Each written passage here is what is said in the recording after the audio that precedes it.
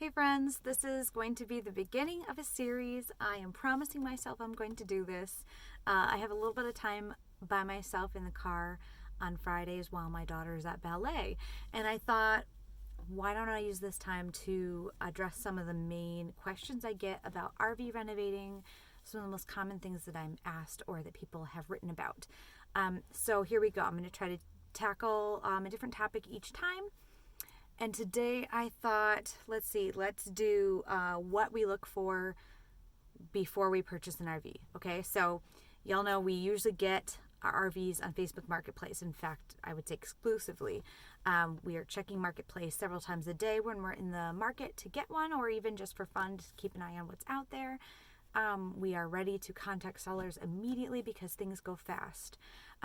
When we get to their house to check out the RV that they have listed, obviously the biggest concern is going to be water damage. So how do we check for water damage?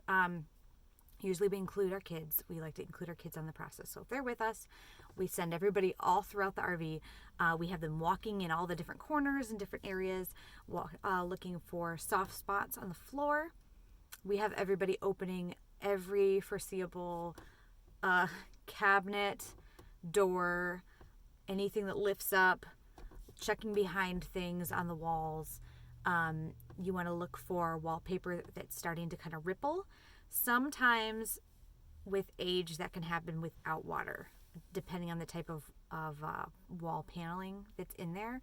But generally, if there is water damage, you're going to see rippling, you might see some discoloration, and then you can kind of follow, if you find something up high, follow the path down and check the floor below it and see, do you see a soft spot? Do you see any mold peeking out from under stuff? Do you see a smell? Are there like little bugs? I found that when there's even fresh water damage, if it's damp, it just attracts little like black, I don't know what kind of bugs they are, but that'll be some telltale signs. There's also going to be a damp smell when you walk inside. Do you smell the dampness? Other signs of water damage on the ceiling, obviously there'll be some discoloration. If you can check out the roof by going outside and go beyond the ladder, you may be able to feel some soft spots.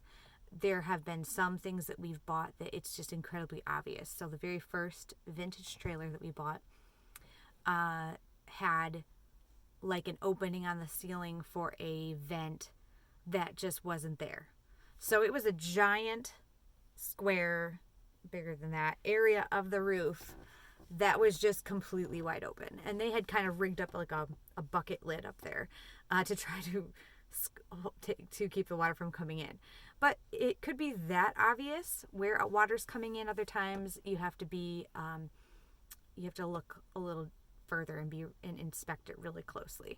What are some other things? We look for water damage. We'll check the frame underneath to see, is it in good shape? How rusted is it? Even a newer RV could have some rust on the bottom, but you just want to check and see, is it starting to really flake off? Do they look corroded? Does it feel safe? You could even bang around with a hammer if you want. What else? And you got to weigh out, is this in good enough shape to be safe, or am I going to have to do some serious repair, which can get costly and tricky. Tires, you can check the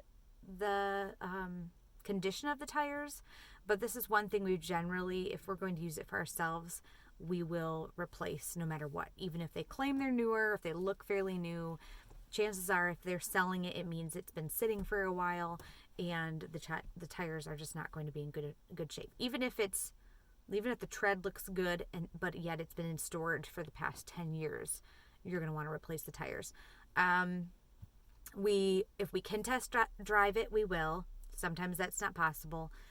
If we can turn on lights and check anything electrical, that's great. Sometimes you can't, depending on where they're selling it, where they have it set up. If you can run the AC and the heat, and turn on the fridge and give it a few minutes to see if it gets cold. A fridge can be a costly thing to replace, so can AC, obviously, and heat. Sometimes they're selling it and they don't have any propane in the tank, so turning on the heat's going to be a little challenging, but you could potentially see, does the blower turn on? What are some other things we look for? You know, we try to have a conversation with the owners. We want to know the history. And they're not going to always be completely honest. In fact, it's been very rare that we've had a owner be 100% honest. But you can kind of get a feel for them, what they're willing to tell you. What did they use it for? Where did they store it? Did they store it outside? Did they cover it? How many trips have they taken recently? Has it been running recently? Some people, whether it makes a difference to you if it has been lived in full time, could be a good thing and a bad thing. It means it's been utilized and everything should work, but it also means it can be worn out. How many hours does the generator have? How many miles are in the engine? These are all just some of the things that we like to take into consideration before purchasing an RV. And then we kind of look at it and say, here's a list in our minds that we can make a quick list of the things that we would want to fix. So then we weigh that against the price that they are listing it at and decide, are they asking way too much for this in light of all the improvements we're going to have to make. So my daughter's here, back from ballet, so I've got to go. I will try to do more videos soon. Bye.